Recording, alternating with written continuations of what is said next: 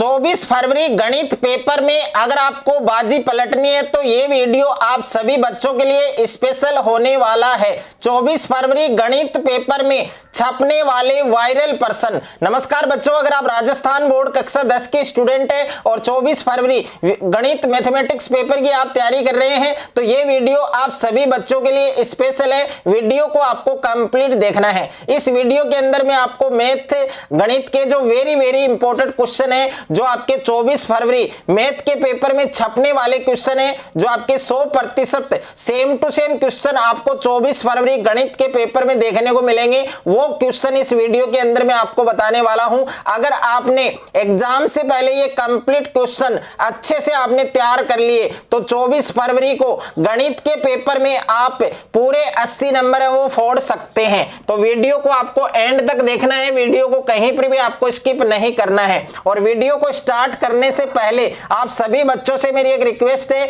जिन बच्चों ने अभी तक कमेंट बॉक्स में जय माता दी जो नहीं लिखा है तो सभी बच्चों को कमेंट बॉक्स में जय माता दी जरूर लिखना है। और माता रानी के आशीर्वाद से 24 फरवरी को गणित के पेपर में सभी बच्चे 80 में से 80 नंबर है वो फोड़कर आने वाले हैं। सभी बच्चों का पेपर है गणित का वो अच्छा जाने वाला है। तो एक बार कमेंट बॉक्स में सभी स्टूडेंट्स को जय माता दी जरूर लिखना है, और जो नहीं लिखेंगे तो उनका पेपर है वो खराब जाएगा। तो अगर आपको भी गणित के पेपर में 24 फरवरी मैथ के पेपर में पूरे 80 नंबर लाने हैं, पूरे 80 नंबर अगर आपको फोड़ने हैं तो ये कंप्लीट पेपर आपको अच्छे से तैयार करना है। जो क्वेश्चंस मैं आपको बताने वाला हूं ये क्वेश्चन आपके 100% पेपर में छपने वाले हैं। गणित का जो पूरा पेपर है, मैथमेटिक्स का जो पूरा पेपर है वो आपके यहीं से छपने वाला है। 100% छपने वाले पर्सन इस वीडियो के अंदर मैं आपको बताने वाला हूं। तो सबसे पहले आप देख सकते हैं 144 और 198 का आपको महत्तम समापवर्तक बताना है। तो 144 और 198 का HCF है वो आपके कितना होगा, 18 होगा। तो इसको सॉल्व करना है आपको। 144 और 198 है, इन दोनों का महत्तम समापवर्तक है। और महत्तम समापवर्तक को बच्चों क्या बोलते हैं, HCF बोलते हैं, और इसको शॉर्टकट में हम मैसे बोलते हैं। ओके, तो इसका HCF है, मैसे है, इसका महत्तम समापवर्तक है वो कितना आएगा, 18 आएगा। उसके बाद में देखिए नेक्स्ट है कि एक अभाज्य संख्या के कुल गुणनखंडों की जो संख्या है वो कितनी होती है। तो एक अभाज्य संख्या की कुल गुणनखंडों की जो संख्या है वो कितनी होती है, 2 होती है, ये आपको याद रखना है। और उसके बाद में नेक्स्ट है कि दो संख्याओं का में से महत्तम समापवर्तक HCF है वो कितना दे रखा है, 27 दे रखा है। और उनका लैसे है, उनका LCM है वो कितना दे रखा है, 162 दे रखा है। तो इसमें एक संख्या आपको दे रखी है 54, तो दूसरी संख्या आपको बतानी है। ये क्वेश्चन आपके पेपर में 100% छपेगा, 100% छपेगा बच्चों। इस क्वेश्चन को आपको अच्छे से तैयार करना है कि दो संख्याएं हैं, उनका जो HCF है मैसेप है वो 27 दे रखा है, और उनका जो लैसेप है वो कितना है, 162 है। यदि एक संख्या 54 है तो दूसरी संख्या आपको ज्ञात करनी है। तो इसका जो आंसर है वो कितना आएगा, 81 आएगा। बट आपको ये क्वेश्चन सॉल्व करना है। उसके बाद में है रेखिक बहुपद। रेखिक बहुपद में शून्यकों की जो संख्या है वो कितनी होती है। तो रेखिक बहुपद में शून्यकों की संख्या कितनी होती है, आपके 1 होती है, यह आपको याद रखना है। और उसके बाद में नेक्स्ट है कि द्विघात बहुपद में शून्यकों की जो संख्या है वो कितनी होती है, 2 होती है। और जो त्रिघात बहुपद है उसमें शून्यकों की जो संख्या है, शून्यकों की जो संख्या है, नंबर ऑफ जीरोज है वो कितने होते हैं, 3 होते हैं। तो देखिए यहां से एक क्वेश्चन का चांस है आपके, या तो रेखिक बहुपद में शून्यकों की संख्या आपसे पूछी जा सकती है, तब आपको 1 बताना है। अगर द्विघात बहुपद में शून्यकों की संख्या पूछी जाए तब आपको 2 बताना है। अगर त्रिघात बहुपद में शून्यकों की संख्या पूछी जाए तब आपको 3 बताना है। उसके बाद में नेक्स्ट है यदि द्विघात बहुपद, आपको एक द्विघात बहुपद दे रखा है x² plus 3x plus k, और इसका एक शून्यक आपको दे रखा है 2, तब आपको k का मान बताना है। तो इस टाइप का क्वेश्चन है वो आपके हर बार बोर्ड की परीक्षा में पूछा जाता है। है, तो इस बार 24 फरवरी मैथ के पेपर में ये क्वेश्चन आपके आ सकता है। तो इसका करेक्ट आंसर वैसे क्या आएगा, -10 आएगा, बट आपको ये क्वेश्चन भी सॉल्व करना है। उसके बाद में नेक्स्ट है, यदि बहुपद, आपको एक बहुपद दे रखा है kx² + 2x + 3k के शून्यकों का जो योग है, शून्यकों का जो योग है वो शून्यकों के गुणनफल के बराबर है। यानी शून्यकों का योग किसके बराबर है, शून्यकों के गुणनफल के बराबर है। तब आपको k का मान है वो फाइंड करना है। तब k का मान कितना आएगा बच्चों, -2/3 आएगा। ये आपको याद रखना है और इसको सॉल्व करना है आपको। उसके बाद में देखिए नेक्स्ट है आपके, यानी इन क्वेश्चंस के आगे मैंने आंसर लिख रखे हैं ताकि आपको किसी भी प्रकार की कोई प्रॉब्लम ना हो, बट आपको ये क्वेश्चन अच्छे से सॉल्व करने हैं, अच्छे से आपको तरीके से क्वेश्चन हल करने हैं। और अगला क्वेश्चन है 3x + 2y = 11 को संतुष्ट करने वाला युग्म। तो 3x + 2y = 11 को संतुष्ट करने वाला युग्म कौन सा है, 1 और 4 है। उसके बाद में नेक्स्ट है कि k के किस मान के लिए समीकरण निकाय x + 2y = 3 और दूसरा समीकरण है 5x + ky = 7 का कोई हल नहीं है। यानी k के किस मान के लिए समीकरण निकाय x + 2y = 3 और दूसरा समीकरण है 5x + ky = 7 का कोई हल नहीं है। तो इस क्वेश्चन को भी आपको अच्छे से तैयार करना है। उसके बाद में देखिए नेक्स्ट है आपके, अगला क्वेश्चन आपको दे रखा है यहाँ पर कि शून्यकों का संबंध है, ये रिक्त स्थान में पूछा जा सकता है आपके। और ये जितने भी क्वेश्चन मैंने लिए हैं सारे क्वेश्चन ब्लूप्रिंट के अकॉर्डिंग है। तो दूसरा जो चैप्टर है आपके बहुपद वाला, पॉलिनोमियल वाला, तो उस चैप्टर में आपको रिक्त स्थान का क्वेश्चन देखने को मिलेगा। तो रिक्त स्थान का क्वेश्चन मैंने लिया है। शून्यकों का संबंध है वो बहुपद से होता है। शून्यकों का संबंध किससे होता है बच्चों, बहुपद से होता है। जबकि मूलों का संबंध है वो किससे होता है, तो मूलों का संबंध है वो बच्चों किससे होता है, समीकरण से होता है। ये आपको याद रखना है कि शून्य का उनका संबंध है वो बहुपद से होता है, जबकि मूलों का संबंध है वो किससे होता है, समीकरण से। उसके बाद में नेक्स्ट है, यदि d = b² - 4ac = 0 है तो समीकरण के मूल हैं वो क्या होंगे। अगर d का मान यानी b² - 4ac किसके बराबर है, 0 के बराबर है,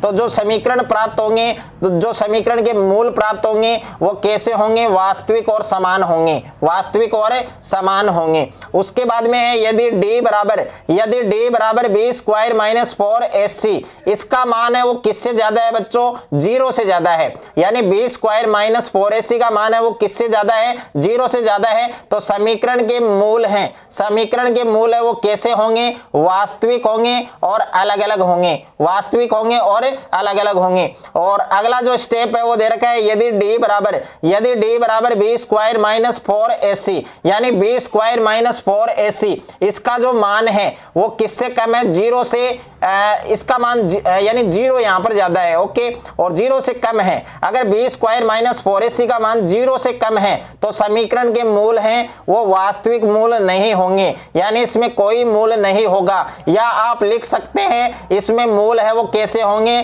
काल्पनिक मूल होंगे। तो ये आपको याद रखना है। उसके बाद में है अक्ष के किस मान के लिए, 2x और उसके बाद में x + 10 और उसके बाद में है 3x + 2 यानी एक समांतर श्रेणी के आपको 3 पद दे रखे हैं, 2x है और दूसरा x + 10 है और तीसरा है 3x + 2 और ये एक समांतर श्रेणी के क्रमिक पद आपको दिए गए हैं। तो आपको x का मान बताना है, तो x का मान कितना होगा बच्चों, आपके 6 होगा। उसके बाद में अगला प्रश्न है आपके m के किस मान के लिए, 10 से m और -2 समांतर श्रेणी में होंगे। तो ये दोनों क्वेश्चन वैसे सेम है, लेकिन इसमें x की वैल्यू निकालनी है और इसमें m की वैल्यू निकालनी है। तो इसमें m की वैल्यू क्या आएगी बच्चों, आपके 4 आएगी, जो आपको अच्छे से याद रखनी है। उसके बाद में नेक्स्ट है ऐसी आकृतियां जिनका आकार तो समान है, ऐसी आकृतियां जिनका आकार तो समान है परंतु माप भिन्न भिन्न हो, अलग अलग हो, ऐसी आकृतियां क्या कहलाती कहलाती हैं? समरूप आकृतियां कहलाती हैं। क्या कहलाती हैं बच्चों? समरूप आकृतियां। उसके बाद में नेक्स्ट है कि समरूप आकृतियों के उदाहरण। तो समरूप आकृतियों के उदाहरण कौन कौन से हैं? तो इसमें एक तो समबाहु त्रिभुज है, समबाहु त्रिभुज है वो समरूप होता है, और वर्ग है वो भी क्या होता है? समरूप, और वर्त है वो भी क्या होता है? समरूप, और सम पंचभुज ये भी क्या होता है? समरूप होता है। तो इसमें मैंने आपको 4 उदाहरण बताए हैं, 4 उदाहरण आपको अच्छे से याद रखने हैं। उसके बाद में बच्चों 2 त्रिभुज है वो समरूप होते हैं, 2 त्रिभुज समरूप होते हैं यदि उनके संगत कोण, यदि उनके संगत कोण क्या हो? बराबर हो, और संगत भुजाएं हैं, संगत भुजाएं हैं वो क्या होती हैं? समानुपाती होती हैं। तो ये भी आपको अच्छे से याद रखना है। उसके बाद में नेक्स्ट है कि 2 आकृतियां, दो आकृतियां जिनके आकार, 2 आकृतियां जिनके आकार तथा माप दोनों क्या हो? समान हो, क्या कहलाती हैं? सर्वागसम आकृतियां कहलाती हैं। यानी 2 आकृतियां जिनके आकार और माप दोनों क्या हो? समान हो, बराबर हो, इक्वल हो, तो ऐसी आकृतियां क्या कहलाती हैं? सर्वागसम आकृतियां हैं कहलाती हैं। इस बात को भी आपको अच्छे से याद रखना है। उसके बाद में है प्रथम n धन पूर्णांकों का योग लिखिए। तो प्रथम n धन पूर्णांकों का योग ज्ञात करने का एक सूत्र है जो आपको अच्छे से याद रखना है कि Sn बराबर n ब्रैकेट n प्लस 1/2। और उसके बाद में है बच्चों मूल बिंदु के निर्देशांक।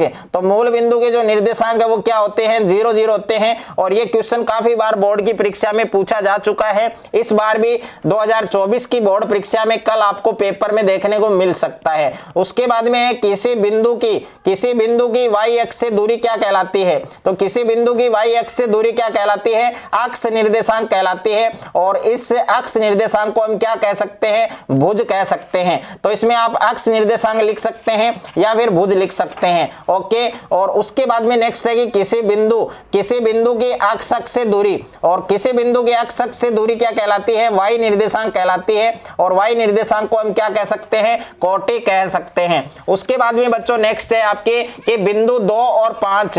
नेक्स्ट आपको दे रखा है बिंदु 2 और 5। तो बिंदु 2 और 5 है वो किस चतुर्थांश में स्थित है? तो बिंदु 2 और 5 है वो कौन से चतुर्थांश में स्थित होगा? तो इसका करेक्ट आंसर आपको क्या लिखना है? प्रथम लिखना है। इस टाइप का क्वेश्चन आपको मिल सकता है। और उसके बाद में नेक्स्ट है कि अक्ष पर स्थित प्रत्येक बिंदु की जो कोटि है वो क्या होती है? 0 होती है। और y अक्ष पर स्थित प्रत्येक बिंदु का जो भुज है वो क्या होता है? 0 होता है। उसके बाद में नेक्स्ट है कि बिंदु 3 और -5 के अक्ष से दूरी आपको पूछ सकता है। तो यहाँ पर x का मान कितना है बच्चों? 3 है, और y का मान कितना है? -5 है। तो इसमें आपको अक्ष से दूरी पूछिए तो y का मान लिखना है। अगर आपको y अक्ष से दूरी पूछता है तो आपको x का मान लिखना है। बट यहाँ पर y का मान माइनस है, जबकि दूरी है वो ऋणात्मक नहीं हो सकती, तो इसको हम प्लस में लिखेंगे, यानी 5 मात्रक। उसके बाद में है बच्चों वेरी वेरी इंपॉर्टेंट क्वेश्चन है, हर साल आपके पेपर में छपता है। इस बार भी 100% ये क्वेश्चन आपके छप सकता है। यानी किसी मीनार की छाया उसकी ऊंचाई के बराबर है, किसी मीनार की छाया उसकी ऊंचाई के बराबर है, तो सूर्य का उन्नयन कोण क्या होगा? तो किसी मीनार की छाया है वो उसकी ऊंचाई के बराबर है, तब सूर्य का उन्नयन कोण है वो कितने डिग्री होगा? 45 डिग्री होगा। और उसके बाद में है एक सीधी खड़ी छड़ की लंबाई और उसकी परछाई में 1/√3 का अनुपात है। उस समय सूर्य का उन्नयन कोण क्या होगा? तो उस समय सूर्य का उन्नयन कोण है वो कितने डिग्री होगा? 30 डिग्री होगा। और उसके बाद में नेक्स्ट है कि एक सरल रेखा जो वृत्त को केवल एक बिंदु पर स्पर्श करे क्या कहलाती है? एक सरल रेखा जो वृत्त को केवल एक बिंदु पर स्पर्श करे उसको हम क्या कहते हैं? स्पर्श रेखा कहते हैं। तो इसको भी आपको अच्छे से याद रखना है। उसके बाद में है बच्चों नेक्स्ट है कि किसी वर्त की परिधि पर कितनी स्पर्श रेखाएं हो सकती हैं? तो कोई वर्त है और उस वृत्त की परिधि पर कितनी स्पर्श रेखाएं हो सकती है? तो वृत्त की परिधि पर केवल एक स्पर्श रेखा हो सकती है। और उसके बाद में नेक्स्ट है कि किसी वृत्त पर कितनी स्पर्श रेखाएं खींची जा सकती है? तो कोई भी वृत्त है और उस वृत्त पर हम कितनी स्पर्श रेखाएं खींच सकते हैं? अनंत स्पर्श रेखाएं खींच सकते हैं। और उसके बाद में है वृत्त तथा उसकी स्पर्श रेखा के उभयनिष्ठ बिंदु को क्या कहा जाता है? स्पर्श बिंदु कहा जाता है। वेरी इंपॉर्टेंट है, 100% ये क्वेश्चन आपको पेपर में सेम टू सेम देखने को मिल सकता है कि वृत्त तथा उसकी स्पर्श रेखा के उभयनिष्ठ बिंदु को क्या कहा जाता है? स्पर्श बिंदु कहा जाता है। क्या कहा जाता है बच्चों? स्पर्श बिंदु कहा जाता है। अच्छे से आपको याद रखना है। और उसके बाद में नेक्स्ट है कि एक वृत्त की समांतर स्पर्श रेखाएं हो सकती हैं। तो एक वृत्त एक सर्कल है और उस वृत्त की कितनी समांतर स्पर्श रेखाएं खींच सकते हैं? जो व्यास के सिरों से खींची जाती है, तो कितनी खींची जाती है? 2 खींची जाती है। उसके बाद में अगला क्वेश्चन है आपके कि वृत्त के किसी बिंदु पर स्पर्श रेखा और स्पर्श बिंदु से जाने वाली त्रिज्या पर क्या होती है? तो वृत्त के किसी बिंदु पर स्पर्श रेखा स्पर्श बिंदु से जाने वाली त्रिज्या पर क्या होती है बच्चों? लंब होती है। क्या होती है? लंब होती है। और उसके बाद में वृत्त के अंदर स्पर्श रेखाएं खींची जा सकती है। तो कोई भी एक सर्कल है, कोई भी एक वृत्त है और उस वृत्त के अंदर हम कितनी स्पर्श रेखाएं खींच सकते हैं? तो वृत्त के अंदर कभी भी स्पर्श रेखाएं हम नहीं खींच सकते हैं। तो इसमें स्पर्श रेखाओं की संख्या कितनी होगी? 0 होगी। उसके बाद में है वृत्त के बाहर। अगर वृत्त के बाहर आपको स्पर्श रेखाएं खींचनी है तो वृत्त के बाहर स्पर्श रेखाओं की संख्या है वो कितनी होगी? 2 होगी। और उसके बाद में है वृत्त पर स्थित किसी बिंदु से वृत्त पर स्पर्श रेखाएं खींची जा सकती है। तो इसका आंसर क्या होगा बच्चों? 1 होगा। और उसके बाद में है माध्यक और बहुलक।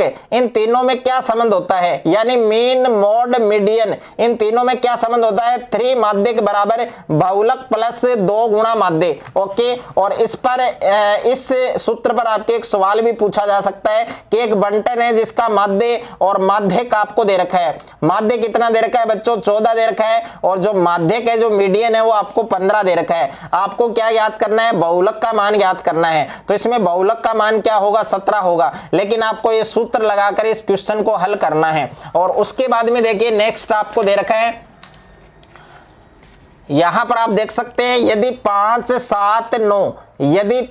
7, 9 अक्ष और इन चारों संख्याओं का जो समांतर माध्य है, जो अरिथमेटिक मीन है, वो कितना दे रखा है? 9 दे रखा है। आपको अक्ष का मान बताना है। तो जैसे ही आप इस क्वेश्चन को सॉल्व करेंगे, हल करेंगे, तो आपका करेक्ट आंसर क्या आएगा बच्चों? 15 आएगा। अच्छे से आपको याद रखना है। उसके बाद में एक बंटन दे रखा है 1, 3, 2, 5, 9। इसका आपको क्या बताना है बच्चों? माध्यक बताना है, मीडियन बताना है। तो इसका माध्यक मीडियन कितना आएगा? 3 आएगा। और उसके बाद में बंटन 4, 6, 5, 7, 9, 8, 8, 6, इनका आपको माध्य ज्ञात करना है और बहुलक ज्ञात करना है। तो इस क्वेश्चन का करेक्ट आंसर आप सभी बच्चों को कमेंट बॉक्स में बताना है। और जो स्टूडेंट इस क्वेश्चन का करेक्ट आंसर बताएगा उसका कमेंट वो पिन किया जाएगा। उसके बाद में निश्चित घटना यानी संभव घटना। निश्चित घटना को हम संभव घटना कह सकते हैं। तो निश्चित घटना की जो प्रायिकता है उसका मान क्या होगा? 1 होगा। और उसके बाद में है अनिश्चित घटना, जिसको असंभव घटना भी कहा जाता है। उसकी प्रायिकता का मान क्या होता है? 0 होता है। और किसी प्रयोग की सभी प्रारंभिक घटनाओं की प्रायिकता का मान क्या होता है? 1 होता है, जो आपको अच्छे से याद रखना है। और उसके बाद में प्यारे बच्चों जो लॉन्ग क्वेश्चन है, जो आपके अति लघुतरात्मक में पूछे जा सकते हैं और जो आपके लघुतरात्मक में पूछे जा सकते हैं, दीर्घ उत्तरीय प्रश्न है, निम्नात्मक प्रश्न है, तो ये बड़े क्वेश्चन है। और ये क्वेश्चन में आपको बुक में बता रहा हूं, तो आपकी जो बुक है, आपके पास जो गणित की किताब है, वो आपको लेकर बैठ जाना है। और प्रश्नावली 1.1 के अंदर आपको क्वेश्चन नंबर 2 के अंदर एक सेकंड क्वेश्चन आपको दिया गया है, वो आपको टिक लगा लेना है, उसको हल करना है, अच्छे से तैयार करना है। और प्रश्नावली 2.2 में क्वेश्चन नंबर 1 के अंदर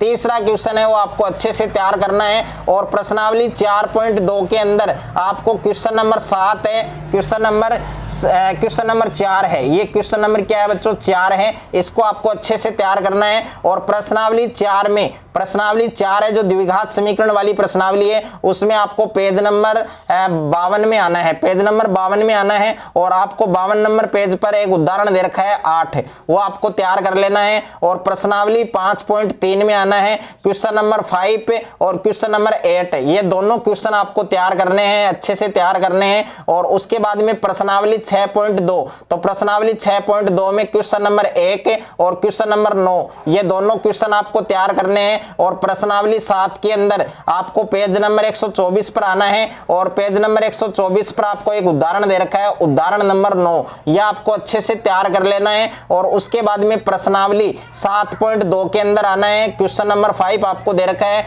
इसको अच्छे से तैयार कर लेना है। और प्रश्नावली 8.1 के अंदर क्वेश्चन नंबर 2 और क्वेश्चन नंबर 5, ये दोनों क्वेश्चन आपको अच्छे से तैयार करने हैं। और उसके बाद में प्रश्नावली 8.2 के अंदर क्वेश्चन नंबर 2 के अंदर, प्रश्नावली 8.2 में आना है, क्वेश्चन 2 में आना है, उसमें आपको पहला क्वेश्चन और 4 नंबर जो क्वेश्चन है वो आपको अच्छे से तैयार करने हैं। और प्रश्नावली 8.3 के अंदर क्वेश्चन नंबर 4 के अंदर जो आपके सिद्ध करने वाले प्रश्न है, और जिसमें दूसरा प्रश्न आपको तैयार करना है, तीसरा तैयार करना है और एक 10वां तैयार करना है। ओके। और प्रश्नावली 9.1 के अंदर, 9.1 के अंदर question number 2, question number 7, question number 9 और क्वेश्चन नंबर 12, ये आपको तैयार करने हैं। और प्रश्नावली 10 में पेज नंबर 166 पर आपको आना है। और उसमें एक प्रमेय दे रखी है 10.2, वो आपको तैयार करनी है। और प्रश्नावली 10 में पेज नंबर 167 पर आपको आना है, उदाहरण नंबर आपको 2 दिया गया है, उसको अच्छे से तैयार कर लेना है। और उसके बाद में देखिए प्यारे बच्चों,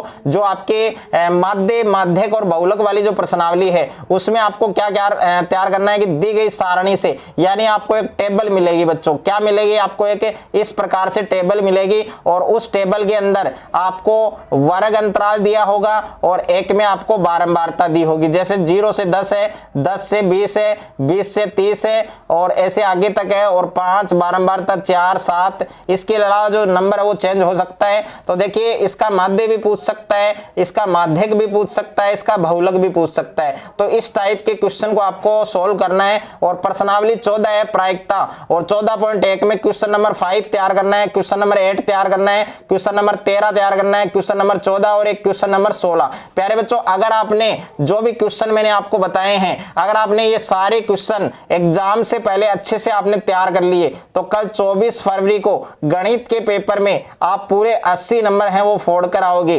तो अगर ये वीडियो आपको अच्छा लगे तो वीडियो को ज्यादा से ज्यादा शेयर करें, ज्यादा से ज्यादा वीडियो को लाइक करें। और चैनल पर आप नए हैं तो चैनल को सब्सक्राइब कर लीजिए और साथ में नोटिफिकेशन बेल को प्रेस कर लीजिए।